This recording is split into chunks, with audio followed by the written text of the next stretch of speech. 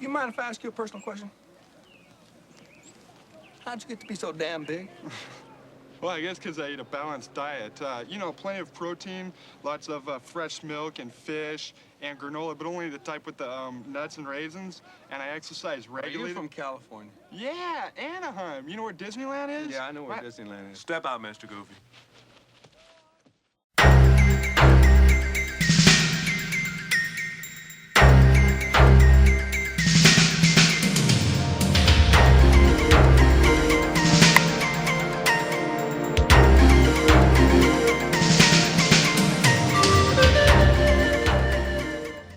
Welcome to the Geek Legion of Doom. I've decided to do an episode-by-episode review of Tour of Duty. Tour of Duty is one of my favourite all-time TV shows, and I have done already the season reviews of all 3 seasons, but I thought because there's not a lot of content on Tour of Duty on the internet really that kind of breaks it down, I thought I would make my own, so I've decided to at least do the first series episode-by-episode review. So this is the first one. Obviously we are talking about the pilot, and this is obviously an introduction episode, but one of the good things about this episode, it does really contain a very much a self-contained story, and it's amazing what they can actually fit in. I believe its runtime's around 48 minutes. So this basically tells a story of Firebase Ladybird, and we're introduced to our kind of our main characters first of all. Primarily this episode features I guess our main character for the whole series, played by Terence Knox, and that is Sargent Zeke Anderson. And he is basically, I guess, the star of this kind of series. And this episode is certainly focused on him, but also another character called Horne, which I'll come on to. And basically, after an attack on this kind of fire base, Zeke basically goes to command and gets a bunch of new recruits, and we're introduced to our players for the remainder of this season. A couple of the regulars are already kind of stationed at this base, but we're introduced to the kind of the new recruits, particularly Purcell, Baker, Ruiz, Horne, all of who are going to be kind of regular characters. There's another character that we're introduced who you think is maybe going to be a returning character. He's actually killed in this episode, which I thought was quite good because obviously there is a war film and people do die. So even though he only got one episode, this episode does certainly treat him like he's going to be a kind of a main character basically. So I say, doesn't give you a lot of information on each of the characters, but generally speaking, this TV show, as it goes on, it will focus more on a particular character per episode, so you'll get more of a, as we go through the series, sometimes there'll be more of a focus on a particular character.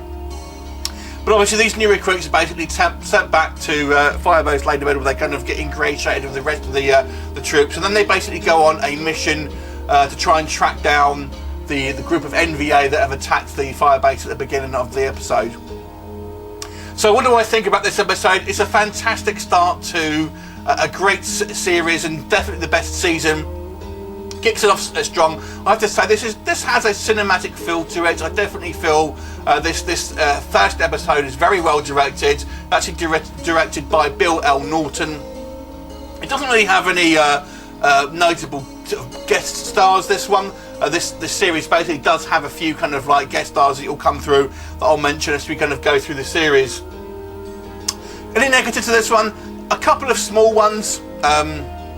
When we go to the kind of the command, basically Zeke encounters this other kind of guy called Mad Dog, and I just thought him being called Mad Dog is a little on the nose. It's a kind of a little bit of a kind of cliche sort of name for a character. That's only a small nitpick. And the only other one I would really say here is, and this is something that the show does a couple of times, there's a scene where Zeke is basically hiding from the NVA at the beginning of the episode, and they literally walk about a foot in front of him and don't see him, and it's a bit ridiculous, and that has happened a couple of times. We see him just led on the floor, and the NVA literally just walk past him without seeing him, and the shows are guilty of doing that a couple of times.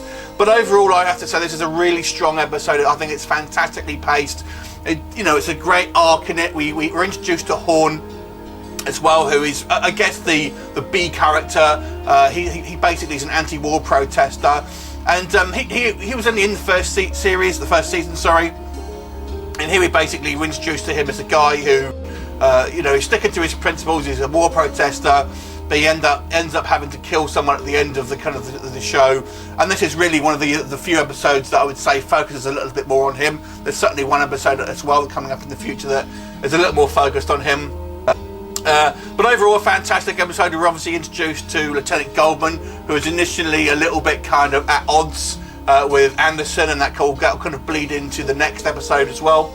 Overall, though, I think that this is near on perfect TV for me. I thoroughly enjoyed the only issues I had are very small nitpicks. I'm not going to go into too much detail in regards to the plot of these reviews, but I'll give you my thoughts on them. But overall, this particular episode is a solid 9 out of 10. A fantastic start to this series. Anyway, what did you think of this particular episode? Leave a comment and I'll look forward to seeing you next time. Bye for now.